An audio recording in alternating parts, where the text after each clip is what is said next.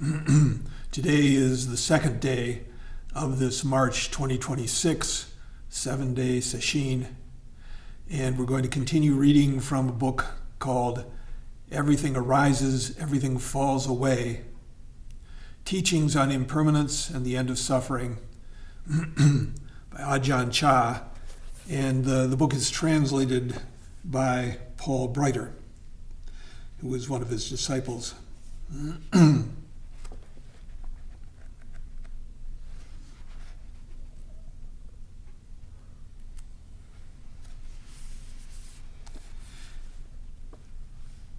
And we're going to pick up where we left off. This is a new section entitled Seeing Things as They Really Are. And he says, the Buddha taught to look at whatever appears. Really is the essence of practice, isn't it? Look. So often we're not actually looking, we're thinking. And when we think we're looking at our picture of whatever it is we think we're trying to look at. Look directly.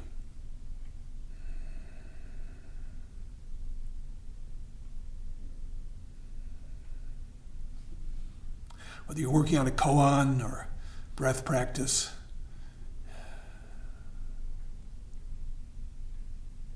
set aside your ambitions and your evaluations and your expectations. Just come back again and again to that point, that immediate point. Bare awareness. Not easy to do, and that's why it's called practice. It says the Buddha taught to look at whatever appears. Things don't stay. Having arisen, they cease. Ceasing, they appear again. And having appeared, they cease. But a confused, uninstructed person doesn't want it to be this way. If we meditate and become tranquil, we want to remain like that and don't want any disturbance. But that isn't realistic. The Buddha wanted us to first look at the facts and know that these things are deceptive, and then we can really have tranquility.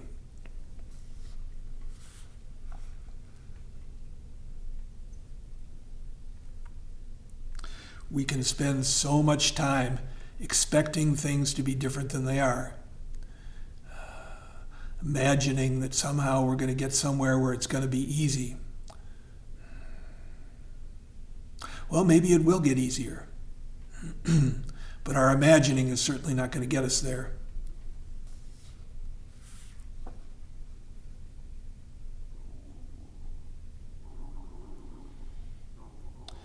The Buddha wanted us to first look at the facts. When we don't know them, we become their owners, and the trap of self-view comes about.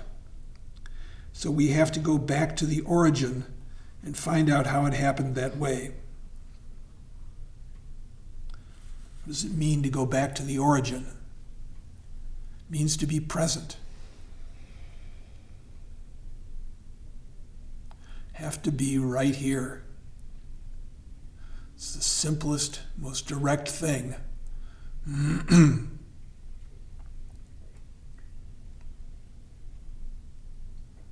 says we have to understand the way things really are, the way things contact the mind and how the mind reacts, and then we can be at peace. This is what we have to investigate. If we don't want things to happen the way they do, we won't have peace. Wherever we may try to escape to, things still happen the same way. This is their nature.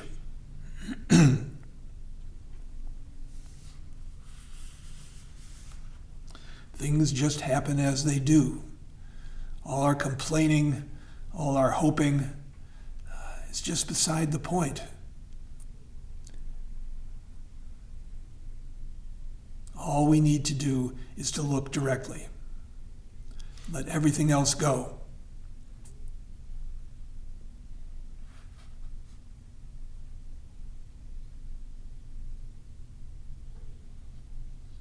So again, things still happen the same way. This is their nature.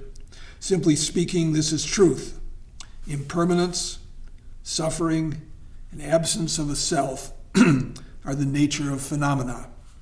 Again, those are the three characteristics of existence. These three are the nature of phenomena. They are nothing else but this, but we give more meaning than they really have. It's really not so difficult to make wisdom arise. It means looking for the causes and understanding the nature of things. When the mind is agitated, you should realize this is not certain. It's impermanent. When the mind is calm, don't start thinking, really peaceful, because that also is not certain. When someone asks, what kind of food do you like best, don't get too serious about that. If you say you really like something, what's the big deal? Think about it. If you eat it every day, will you still like it so much? You'll probably get to the point where you say, oh man, not again.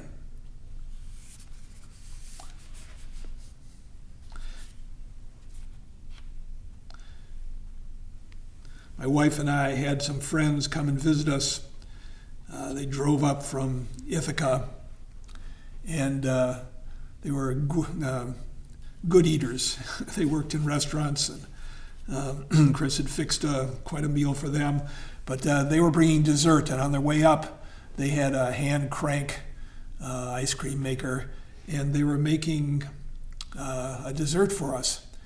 And when they came and told us, their kids who came with them went, oh no, not mango sorbet again.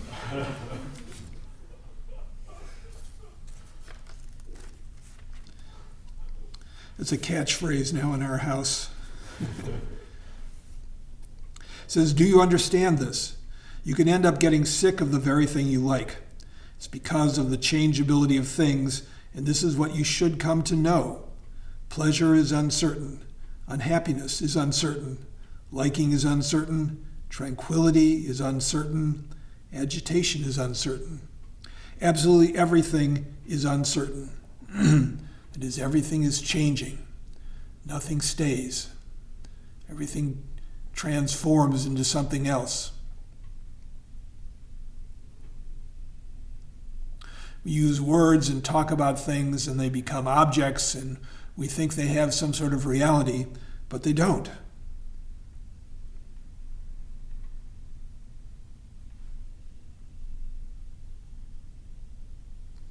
All experiences, without exception, are uncertain because impermanence is their nature.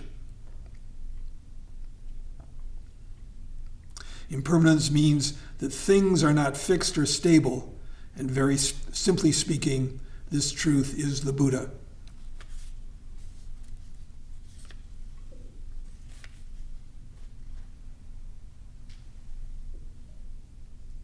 It's because we don't see this that we suffer.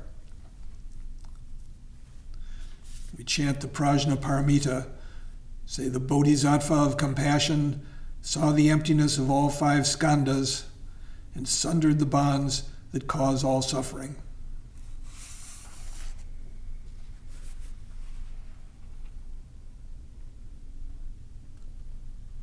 When we see this clearly, we don't put our hope in the wrong thing. In fact, there's no reason to put our hope anywhere. Our refuge is this moment.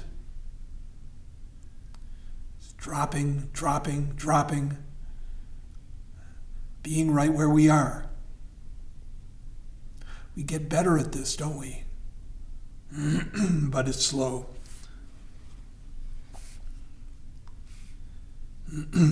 Uses the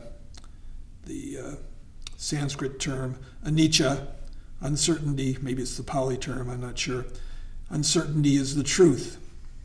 Truth is present for us to see, but we don't take a good, clear look at it. The Buddha said, those who see the Dharma see me. If we see anicca, that quality of being uncertain in all things, then detachment and world weariness come about. world weariness. Oh, this is merely so much. That's merely so much. It's not actually anything so great. It is merely so much. After realizing this, we needn't do anything very difficult in our contemplation. Whatever we encounter, the mind is saying it's merely that much, and it stops. That's the end of it. We will realize that all phenomena are only deceptions. Nothing is stable or permanent, but rather everything is ceaselessly changing and has the characteristics of impermanence, suffering, and not self.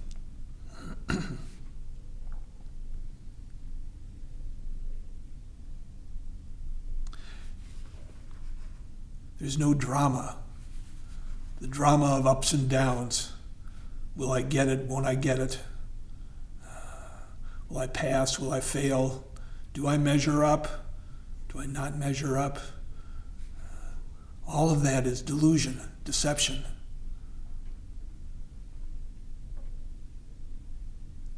Every one of us is whole and complete.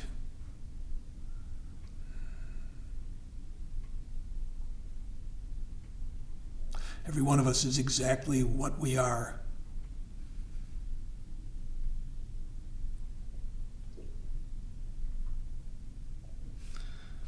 Ajahn Chah says, it's like a blazing red-hot iron ball that has been heated in a furnace. What part of it will be cool? Try to touch it if you will. Touch the top, and it'll be hot. Touch the bottom, and it will be hot. Touch the sides, and they will be hot. Why is it hot? It is a blazing iron ball that is red hot throughout. When we understand this, we won't touch it. When you are feeling this is really good, I like it, let me have it, don't give such thoughts credence. Don't take them too seriously. It's a red hot iron ball. If you touch any part of it, if you try to pick it up, you will be burned. You will experience a lot of pain. Your skin will break open and bleed. All right.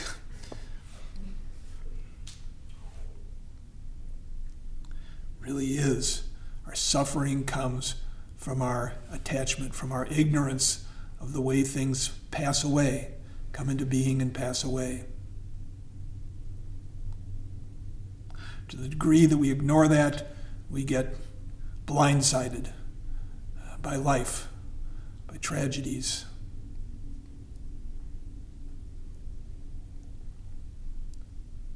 We're not talking about someone who's unfeeling.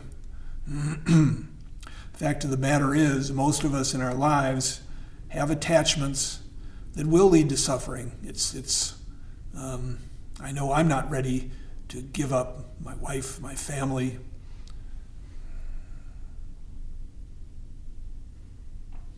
But we know all these things pass. It was about a little over 6 months ago that our dog died unexpectedly, 2 years old.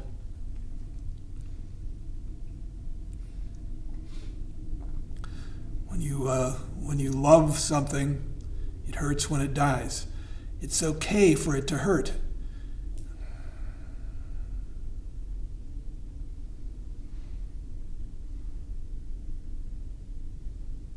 It's okay to cry.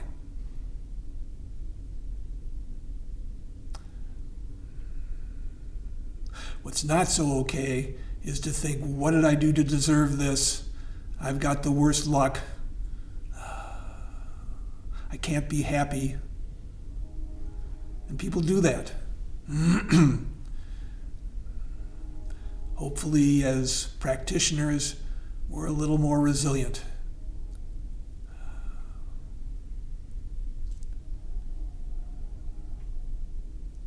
It's okay to feel grief at the loss of someone or something you love, but it can get out of hand. It can get too selfish.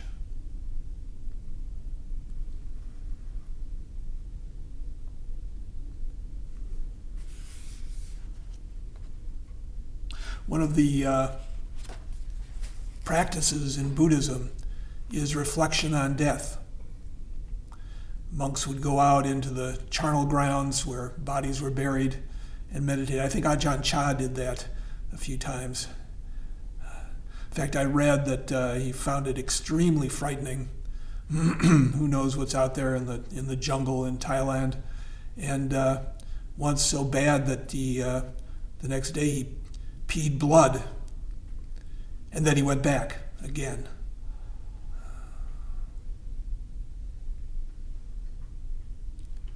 So much of our fragility is not being willing to see how things are.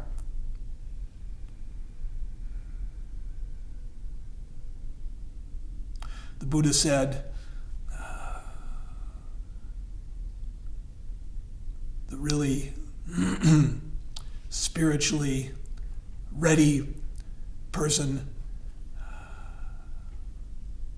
takes in the fact of death when they hear about somebody dying in a distant village.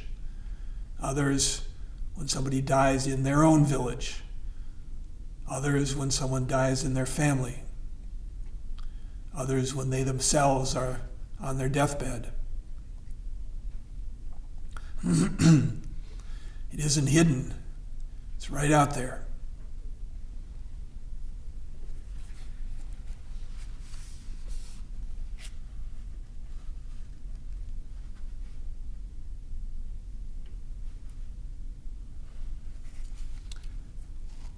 Ajahn Chah says, we should be contemplating this at all times, walking, standing, sitting, lying down.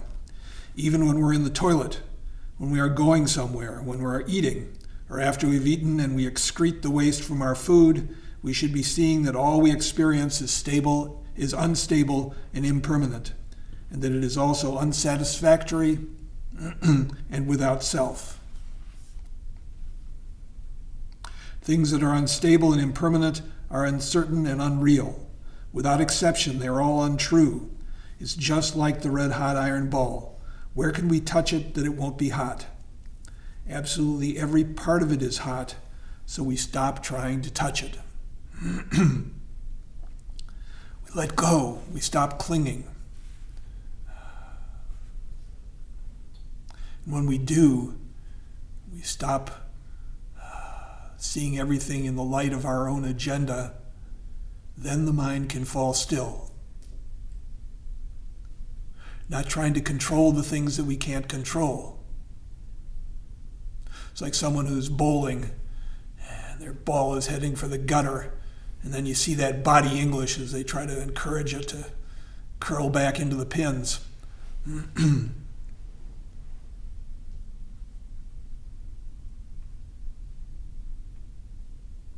People used to do a thing where they felt that they could look at clouds and make them dissolve. And it's I've looked at the sky when you have clouds that are kind of thin and wispy and they are changing and dissolving. You can feel like you're doing it, but you aren't. Back in the 60s, people were going to levitate the Pentagon. I don't think that actually happened.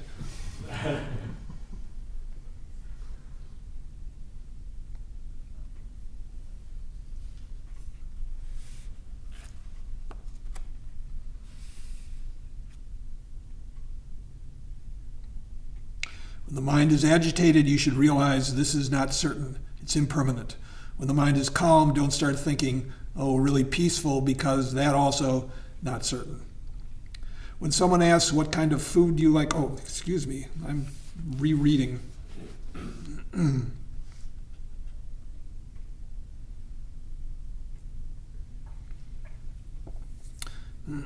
Coming back to the present. This is not something difficult to train in. For example, parents warn a child not to play with fire. Don't go near the fire, it's dangerous, you'll get burned. The child may not believe her parents or understand what they are talking about, but if she touches the fire just once and gets a burn, after that, the parents won't need to explain anything or try to control her. No matter how much the mind is attracted to or infatuated by anything, you have to keep reminding it. It's not sure, it's not permanent. You might get something like a glass and start thinking how beautiful it is. really get a sense of someone living in the jungle in Thailand. The glass is a big deal. What a nice glass. I will store it away and take really good care of it so it doesn't get broken. Then you have to tell yourself it's not certain. You could be drinking from it and set it down by your elbow, and in a moment of carelessness, you knock it over and it breaks. If it doesn't break today, it will break tomorrow. If it doesn't break tomorrow, it will break the day after tomorrow. Things that are subject to being broken are not where you should be placing your trust.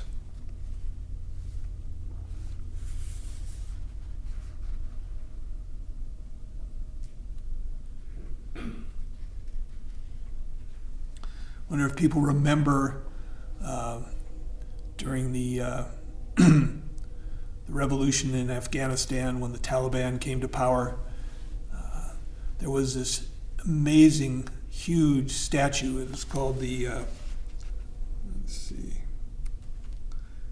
Bamiyan Buddha, carved into a rock. I'm not sure how tall it was, but it was gigantic. And the Taliban took dynamite and blew it up. And somewhere from various people commenting, there was a Buddhist commentator, someone from Southeast Asia, who said, "This is just impermanence.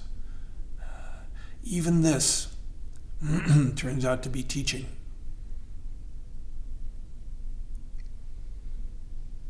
All the great monuments created in history will eventually be gone. Each civilization rises and falls. So much that happened before historical records were kept that we don't even know about.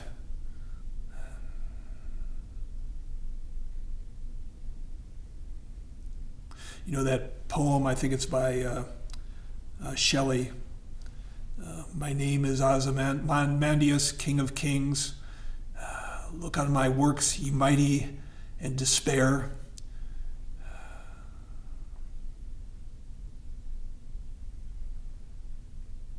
All falls to ruin.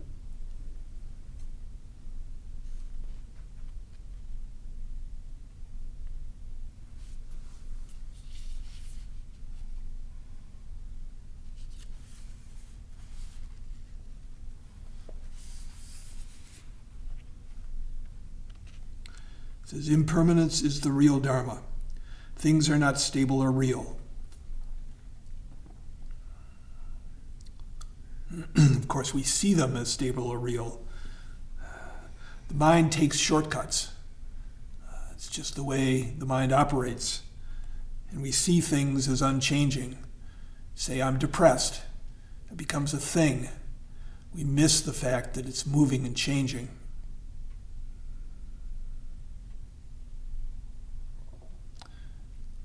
He's no good.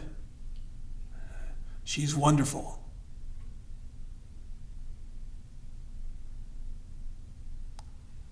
We don't even see what's in front of us. The French writer Paul Valéry said, to see a thing is to forget the name. The minute you put a name on it, you've moved away. You're one step away.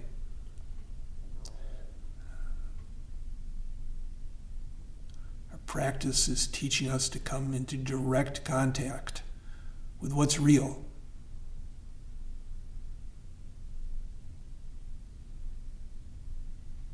Otherwise, everything is half dead. People wonder why they're bored, living in a cloud of thoughts.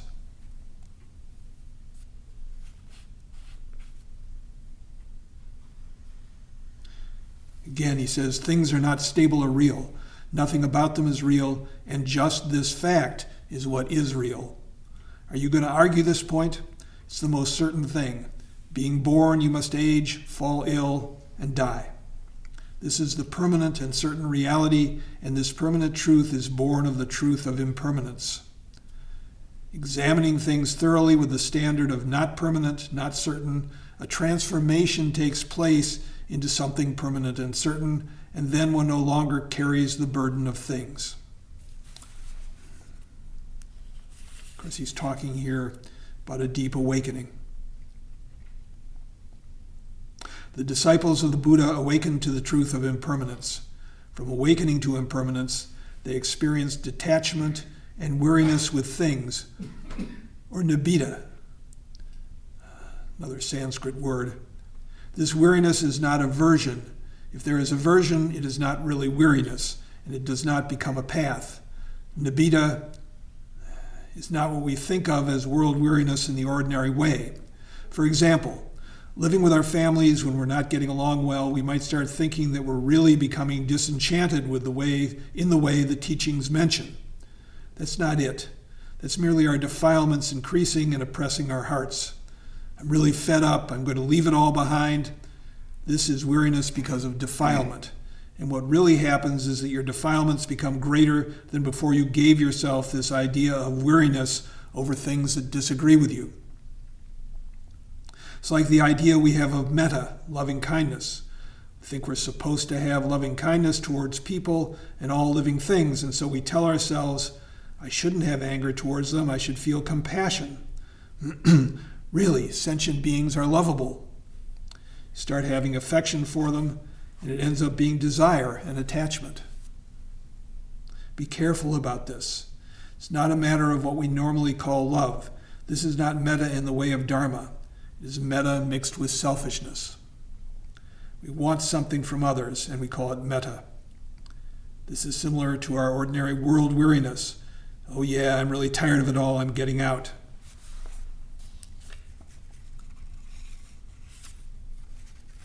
That's not the way of the Buddha.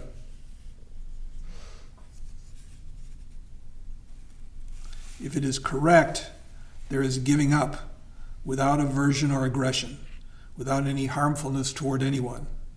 One is not complaining or finding fault. One just sees that everything is empty.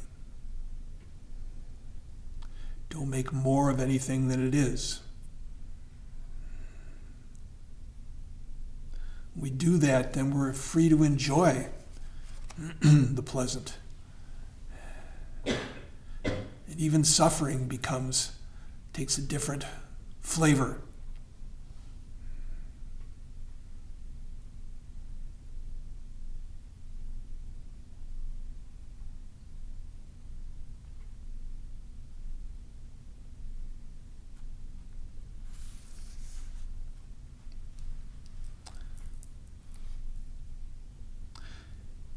Means coming to the point where the mind is empty. It is empty of grasping attachment to things.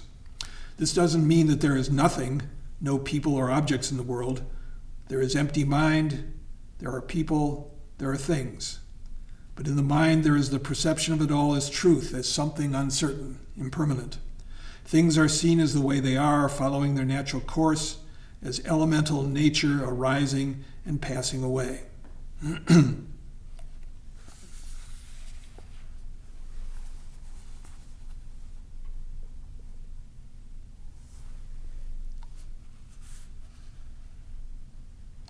For example, you might have a vase. You feel that it's something nice, but it's from its own side, it exists indifferently. It doesn't have anything to say. It is only you who have the feelings about it, you who live and die over it. If you dislike or hate it, it won't be affected. That's your affair. It's indifferent. But you have these feelings of like or dislike and then get attached to them. We judge different things as being good or bad. This good troubles our hearts. Bad troubles our hearts. Both are defilements. This is the disease of the mind, liking and disliking. He says we don't need to run away to another place. We need only to look at and investigate this point. This is the way the mind is. When we dislike something, that object of dislike isn't affected. It remains as it is. When we like something, it isn't affected by our liking, but remains just as it is. We are only making ourselves insane. That's all.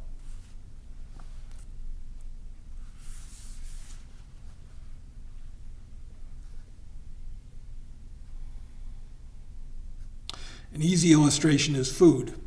We feel that this or that kind of food is nice, and when we see the dishes on the table, they're attractive. Once everything is put together in the stomach, that's another story. But we look at the different dishes and say, this one's for me, that one's yours, that one is hers. When we've eaten, and then it comes out the other end, probably no one is going to contend over it and say, that's mine, that's yours. Or is that not so? Will you still be possessive and greedy over it? This is putting it briefly and simply. If you see clearly and make up your mind, everything will be of equal value to you. When we have desires and think in terms of mine and yours, then we end up in conflict. When we see things as being equal, then we don't see them as belonging to anyone. They're just conditions existing as they are. No matter how fine the food is that we eat, once it is excreted, no one wants to pick it up and make a big deal out of it. No one will fight over it.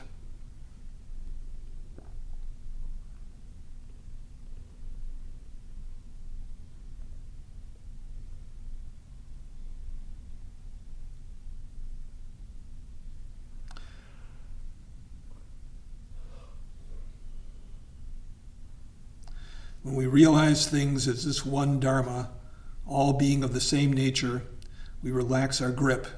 We put things down. We see they are empty, and we don't love or hate them. We have peace. It is said nirvana is the supreme happiness. Nirvana is the supreme emptiness. Please listen to this carefully. Happiness in the world is not supreme ultimate happiness. What we conceive of as emptiness is not supreme emptiness. If it is supreme emptiness, there is an end of grasping and attachment. If it is supreme happiness, there is peace. But the peace we know is still not supreme, and the happiness we know is not supreme. If we reach nirvana, then emptiness is supreme and happiness is supreme. There's transformation. The character of happiness is transformed into peace. There is happiness, but we don't give it any special meaning. There is suffering also. When these occur, we see them as equal. Their value is the same. The sensory experiences we like and dislike are equal, but when they contact us, we don't see them as equal. If something is pleasing, we're really happy over it.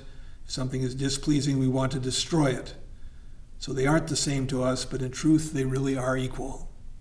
We have to train in this. They are equal in that they are stable, they are unstable and impermanent.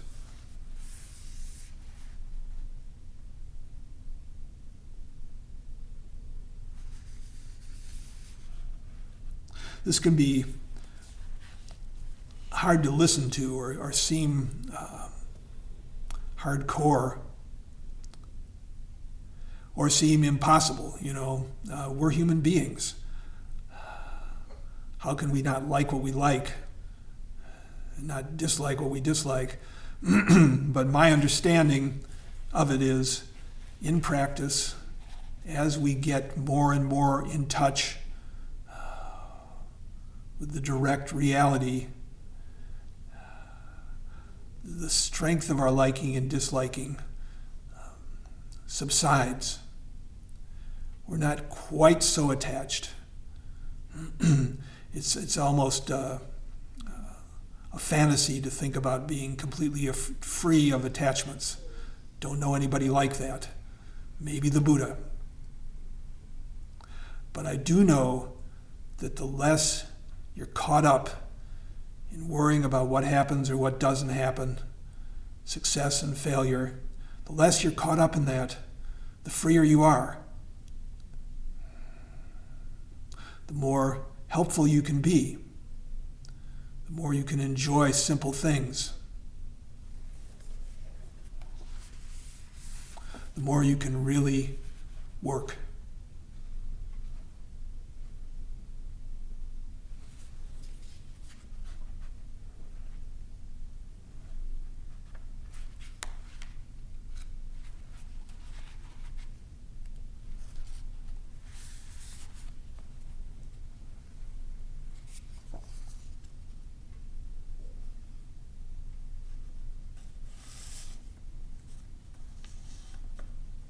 We've got a little more time. I'm going to skip ahead to a section entitled, It's Not Permanent, It's Not Sure. says we focus on the here and now Dharma. This is where we can let go of things and resolve our difficulties. Right now in the present, because the present moment contains both cause and result. The present is the fruit of the past, is also the cause of the future. That we are sitting here right now is the result of what we have done in the past, and what we do now will become the cause for what we experience in the future. So the Buddha taught to discard the past and discard the future. Saying discard doesn't really mean that we throw anything away, but that we remain in this single point of the present where past and future come together. So the word discard is just a way of speaking. What we want to do is be aware of the present where causes and results are to be found. We look at the present and see continuous arising and ceasing, arising and ceasing.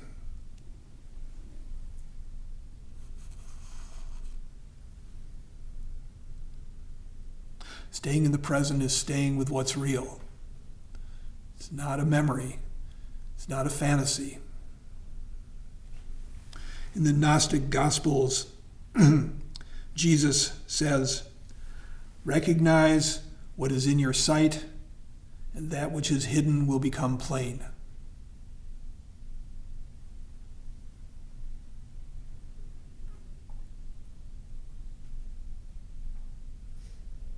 It's a whole different dimension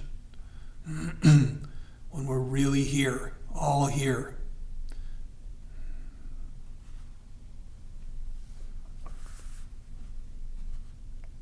Ajahn Chah says, "I keep saying this, but people don't really take it to heart. Phenomena appear in the present moment, and they're not stable or reliable. People don't look at this very much. Whatever comes about, I will say, oh, this is not permanent, or this is uncertain. This is extremely simple. Whatever occurs is impermanent and uncertain, but not seeing or understanding this, we become confused and distressed. In what is impermanent, we see permanence. In what is uncertain, we see certainty. I explain it, but people don't get it, and they end up living their lives in endless pursuit of things."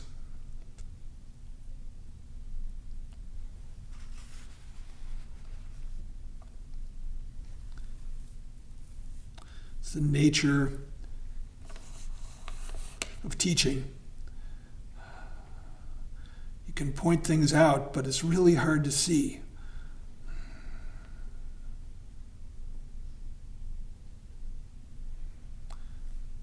Our first dog was named Nora, very fond of food. She was a black lab. And when something would drop on the floor, I'd point it out to her so she could do her favorite thing. But it was amazing. She just couldn't find it. She'd sort of look around and I don't know, I thought dogs had a good sense of smell, but it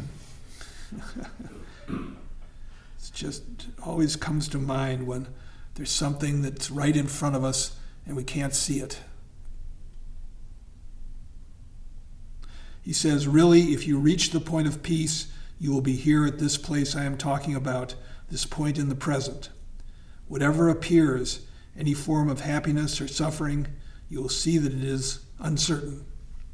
This very uncertainty is itself the Buddha, because uncertainty is the Dharma and the Dharma is the Buddha. But most people believe the Buddha and the Dharma to be something external to themselves.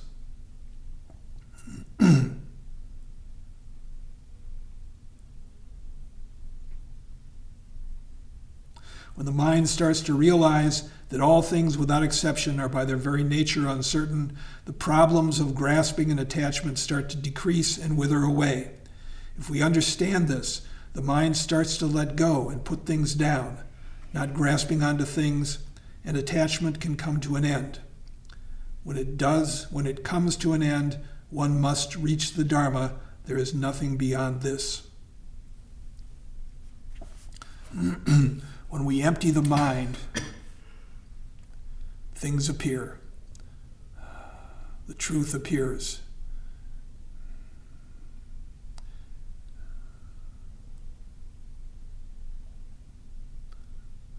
universe reveals itself.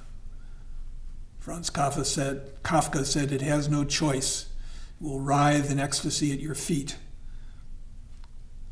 And the Chinese Taoist sage Chuang Tzu said, to the mind that is still, the universe surrenders.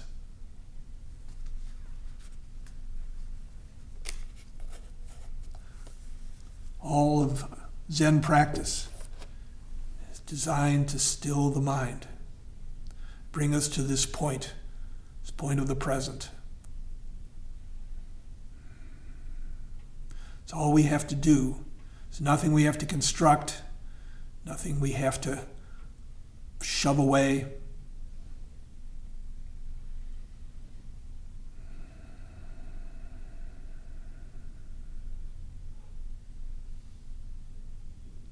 Ramana Maharshi quoted from the Bible, "Be still and know that I am God."